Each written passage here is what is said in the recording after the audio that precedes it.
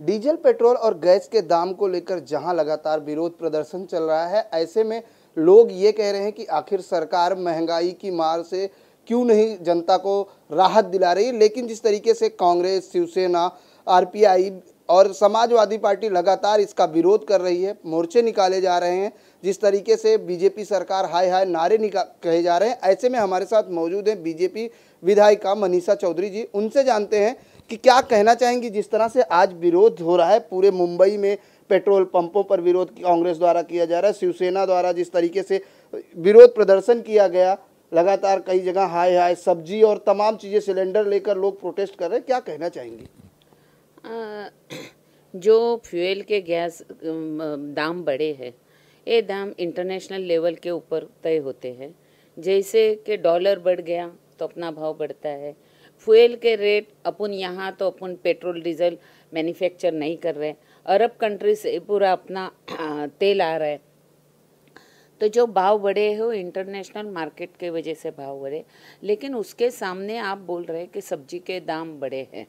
सब्जी के दाम बढ़े हैं। आज बारिश कितनी हुई, बारिश कितनी हुई, जो खेती में बारिश ज़्यादा होने से जो सब्जी तैयार थी वो सब्जी पूरी ख़राब हो गई।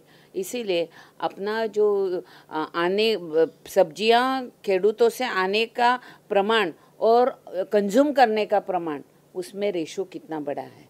तो आज बारिश इतनी अच्छी हुई है भगवान के कृपा से, तो अगले अपने आने वाले सीज़न में अच्छी सब्जी आएंगी, उसके रेट कम हो गए। वही टाइम यही कांग्रेस वाले बोलेंगे प्याज को भाव नहीं है, टमाटर को भाव नहीं है, सब्जी को भाव नहीं है। ये कुदरत के ऊपर होता है। दूसरी बात रही, हमारा मित्र पक्ष हमारे ऊपर आरोप कर रहा है।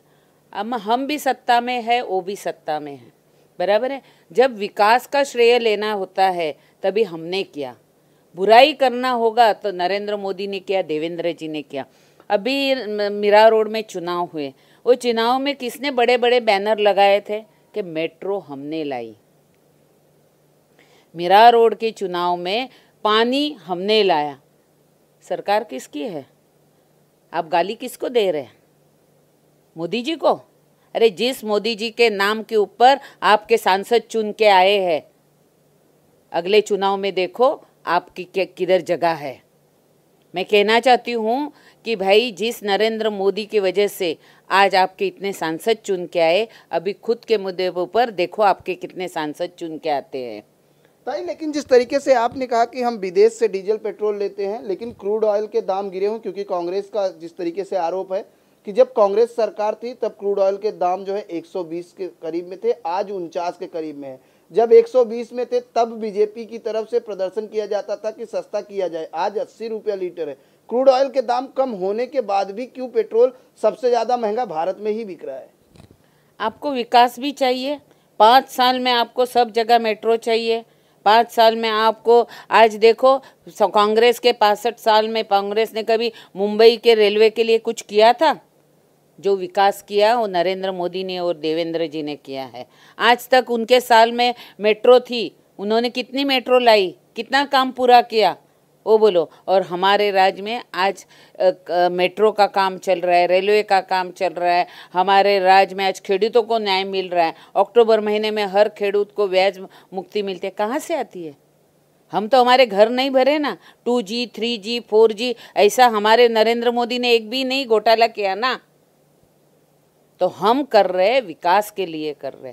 हर दर पे हर आदमी का जनधन का योजना का हमने खाता खोला। हम लोगों ने पाकिस्तान को जवाब देने का काम भारतीय जनता पार्टी ने किया है, नरेंद्र मोदी ने किया है। आज रेलवे का कॉरिडोर हम बना रहे, बुलेट ट्रेन हम ला रहे। क्या किया उन्होंने?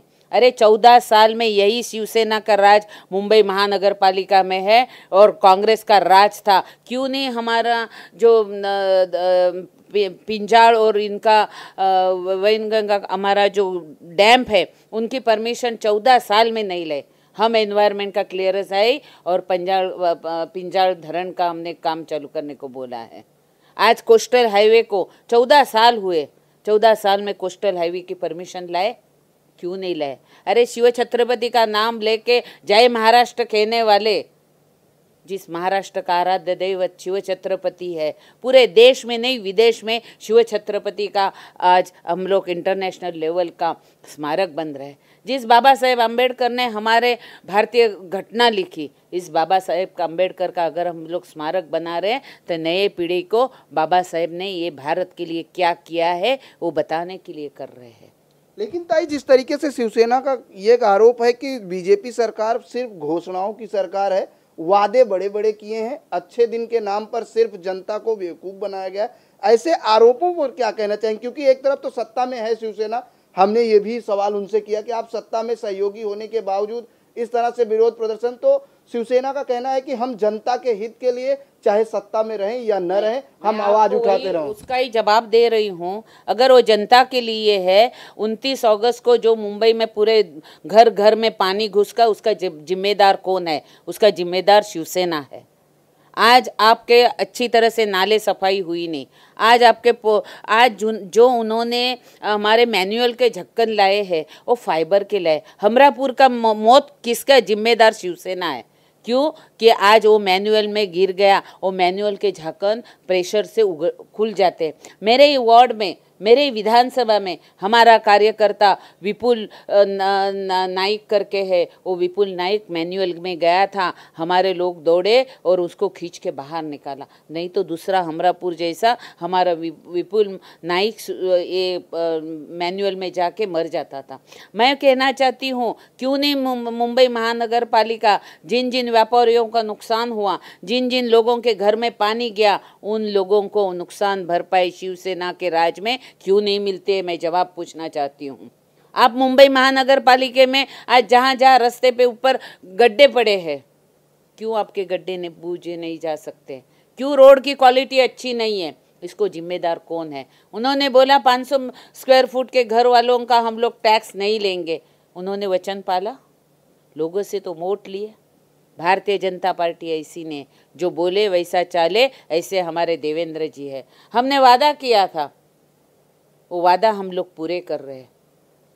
गरीबों के बच्चों के लिए आज ओबीसी का प्रथम मंत्रालय अगर किसी ने किया होगा वो देवेंद्र जी ने किया है। और जो हमारी जो कास्ट के लिए, हमारे कास्ट सर्टिफिकेट वैलिडिटी के लिए जो प्रॉब्लम हुए थे, हर जिले में कास्ट वैलिडिटी का सेंटर खोला है। लोगों के, जनता के हित का काम कर रहे हैं। लेकिन जिस तरह से महंगाई अपने चरम पर, रसोई गैस की बात करें, आम जनता भी कहीं ना कहीं अब जीएसटी जैसे आई, ये कहा गया कि देश में आर्थिक स्थिति सुधरेगी, लेकिन जो आम जनता है उनको आखिर कब राहत मिलेगी? क्योंकि आरोप और प्रत्यारोप तो लगा रहता है। जिस तरीके से शिवसेना वॉच एंड वेट की टाइम अगोर रही है, आपका कहना है कि अगर ऐसा है तो सत्ता से बाहर क्यों नहीं जाते? ऐसे में क्या लगता है आम जनता का कितना विकास हुआ है? क्योंकि आपने योजनाएं तो बहुत बताई, ये योजनाएं ला रहे हैं, आम जनता को कितना लाभ मिल रहा है? आम जनता को लाभ ही मिल रहा है ना, इसीलिए तो आम जनता ने पूरे महाराष्ट्र में हमारे सबसे ज़्यादा महापौर किसके बने? तो भारतीय जनता पार्टी के बनाए। नोटबंदी होने के बाद भी सबसे ज़्यादा नगर अध्यक्ष किसके बने? तो भारतीय जनता पार्टी के बने। सबसे ज़्यादा जिला परिषद अध्यक्ष किसके बने? तो भारतीय जनता पार्टी के बने। उन्होंने आज तक किसका काम किया है मेरे को बताओ? उन्होंने नहीं घोषणा की? मुंबई महानगर पालिका में बहुत सारी घोषणा की है। यानी घोषणाएं दोनों पक्ष से हो रही हैं। शिवसेना ये कहती है कि हम आने वाले समय में अगर जरूरत पड़ी तो हम उचित एक्शन लेंगे। क्या बीजेपी की तरफ से कोई नया रुख आएगा? क्योंकि अगर सहयोगी पक्ष आपका विरोध कर रहा है तो बीजेपी की क्या भूमिका होगी? मैं क्या बोलती हूँ, हमने आज तक बाला साहेब ठाकरे का सम्मान किया है। बाला साहेब ठाकरे जी, हमारे गोपीनाथ जी और प्रमोद जी ये युति के हमारे शिल्पकार थे। लेकिन जब जब शिवसेना प्रॉब्लम में आई तो भारतीय जनता पार्टी उनके साथ खड़ी रह गई। जब नारायण राणे चले गए, राज ठाकरे चले गए, छगन भुजबल चले गए, पर भारतीय जनता पार्टी ने शिवसेना को कभी भी अपना बड़ा भाई सोचा है। और आज भी हमने रिस्पेक्ट के हिसाब से भारतीय जनता पार्टी शिवसेना का रिस्पेक्ट कर रहे हैं। लेकिन जो बाला साहेब ठाकरे के समय की जो शिवसेना थी, आज उनके जो नीचे के नेता है वो खुद को बाला साहेब ठाकरे समझने लगे, इसीलिए आज यूटी में प्रॉब्लम हो रहे हैं। यूटी में प्रॉब्लम हो रही है, लेकिन जैसे आपने कहा बड़ा भाई समझते हैं, लेकिन अब बड़ा भाई आपका विरोध कर रहा है। एक तरफ ये कहा जा रहा है कि बीजेपी हिटलर शाही सरकार है, हिटलर शाही चल रही है बीजेपी में। कल हमने जो है शिवसेना सांसद गजानन कीर्तिकर से भी बात की, उनका कहना है कि दिल्ली में हमारे भी बातें नहीं सुनी जाती और खुद बीजेपी के नेता भी अब कहीं ना कहीं आक्रोश में, क्योंकि उनकी भी बातें नहीं सुनी जाती। उनके इस बयान को क्या देखती हैं? बिल्कुल नहीं। भारतीय जनता पार्टी ये लोकशाही के हिसाब से भारतीय जनता पार्टी है। हमारे वार्ड के अध्यक्ष से लेके हमारे राष्ट्रीय अध्यक्ष का चुनाव होता है। Bharatiya Janata party core committee में निर्णय लेके कोई भी हमारा जो भी प्रॉब्लम होगा वो कोर कमेटी में तय होता है। भारतीय जनता पार्टी शिस्तबद्ध पार्टी है। भारतीय जनता पार्टी में घराणेशाही नहीं है। एक चाय बेचने वाला आदमी हमारा पंतप्रधान बन सकता है, एक घरेलू औरत एक विधायक बन सकती है। ये फर्क भारतीय जनता पार्टी में और अन्य पार्टी में है। यानी आपने ये कहा कि विकास अगर चाहिए तो थोड़ी सी महंगाई की मार सहनी पड़ेगी। क्या लगता है आने वाले समय में जनता को महंगाई की मार से राहत मिलेगी? जरूर मिलेगी। महंगाई के ऊपर आज आपने देखा है कि हर जगह पे अपने को फाइट करनी पड़ती है। पाकिस्तान को हर दमे अपने को फाइट करना है। सीमा के ऊपर लड़ने वाले जो मेरे जवान हैं उनको प्रोटेक्शन देना भारत की पहली अहम भूमिका है कि पहले अपना देश सुरक्षित तो हर आदमी सुरक्षित। लेकिन जिस तरीके से शिवसेना विधायक प्रकाश सुर्वे ने कहा कि आज भारतीय सेना के जवान भी नाराज हैं क्योंकि उनको पूरी तरीके से प्रोटेक्शन नहीं मिल रहा है। आपने कहा कि हम पूरी तरीके से पाकिस्तान, क्योंकि सुषमा स्वराज जो विदेश मंत्री हैं उन्होंने भी कल कहा कि हम इंजीनियर पैदा कर रहे हैं, पाकिस्तान टेररिस्ट पैदा कर रहा है। ऐसे जो है लेडी को सलाम करना चाहिए, क्योंकि जो ऐसे पहली बार किसी ने स्पीच दिया। लेकिन जिस तरीके से मुद्दा यह है कि आज एक तरफ आपके बड़े भाई की बात आपने कही, शिवसेना है, शिवसेना अब पूरी तरीके से उग्र होकर सड़क पर उतर चुकी, क्योंकि उनका कहना है कि सरकार किसी भी तरह से जनता के हित में कोई काम नहीं कर रही, किसानों का कर्ज माफी नहीं किया गया। इन तमाम आरोपों को किस तरह से देखती हैं? क्योंकि आप ये कहती हैं कि हम अगर यूटी में हैं, हम बड़े भाई का सम्मान कर रहे हैं इसलिए शांत हैं। ऐसे में क्या लगता है कि एक तरफ जहां सम्मान किया जा रहा है दूसरी तरफ विरोध किया जा रहा है? भारतीय जनता पार्टी ये पारदर्शक पार्टी है और हमारे जो मुख्यमंत्री है देवेंद्र जी वो एकदम ट्रांसपेरेंट है। उनका कहना है कि हर आदमी को आप हर किसान को आप कर्ज मुक्ति दे दो। लेकिन हमने ऑनलाइन अर्ज बनाया, ऑनलाइन अर्ज के लिए ऑनलाइन में ऐसा मालूम पड़ा कि 10 लाख बोगस शेतकरी मिले। तो ये पैसे तो बोगस निकलते थे ना, वो जनता के ही पैसे है ना। अगर हमने जो किया कि अगर आधार लिंक करने के मालूम पड़ता है कौन सही कर्ज माफी वाला है। पिछले सरकार ने मुंबई के लोगों को कर्ज माफी दी थी। मुंबई कितने शेतकरी है, कितने खेडूत है। हमारा सरकार जो कर रहे हैं थोड़ा टाइम लगेगा, अक्टूबर महीने में उनको कर्ज माफ़ी मिले। उसके हम लोग जिन्होंने कर्ज भरे हैं वो सब ऑनलाइन जिन्होंने फॉर्म भरे हैं वो ऑनलाइन फॉर्म का पूरा ये होगा कि भाई ये सही खेडूत है कि नहीं, इन्होंने कितने का बीमा लिया था और उसका हक का पैसा उसको मिल जाएगा। हक का पैसा मिल जाएगा। किसान की कर्ज माफ़ी को लेकर अक्टूबर में फैसला आ सकता है। लेकिन जिस तरीके से अगर हम बात करें आज स्वच्छ भारत अभियान की, तो इसको लेकर कांग्रेस के नेताओं का कहना है कि ये जो योजना थी ये पहले से लाई गई थी, कांग्रेस के समय में लाई गई थी। तमाम जो योजनाएं ला रहे हैं मोदी जी वो सिर्फ नाम बदल कर ला रहे हैं। ये सभी योजनाएं कांग्रेस के समय में आई थी। अरे बाबा, आपके ज़माने में थी, आपके सरकार के टाइम में थी, आपने क्यों नहीं चालू की? आपको किसी ने बोला था आप चालू मत करो? जब मोदी जी आए तो मोदी जी ने ही चालू किया। अरे स्वच्छ भारत का नारा तो हमारे इन्होंने दिया था, महात्मा गांधी जी ने दिया था ना। कांग्रेस अध्यक्ष संजय निरुपम जी ने कहा है कि पेट्रोल डीजल को जीएसटी के अंदर क्यों नहीं ला रही सरकार? जब हर चीज पे, खाने पे जीएसटी, हर चीज पे जीएसटी है, तो पेट्रोल और डीजल को जीएसटी के तहत क्यों नहीं लाया जा रहा है? अभी संजय निरुपम के बारे में क्या बोलने का, कुछ भी बोल सकते हो। अपने आपकी सरकार थी तभी आपने क्यों नहीं किया कुछ? जीएसटी क्यों नहीं लाया?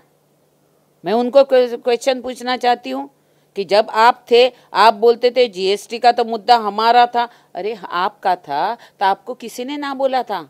आप जीएसटी को लाना मांगता था ना। आपका तो पूर्ण राज्यसभा में, लोकसभा में पूरा बहुमत था आपका, हर राज्यों में आपकी सत्ता थी।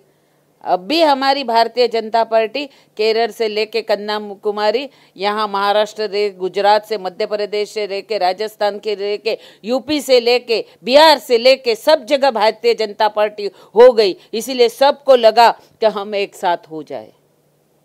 फिर भी हमारी ताकत, हमारा विचार एक ही है, विकास विकास विकास।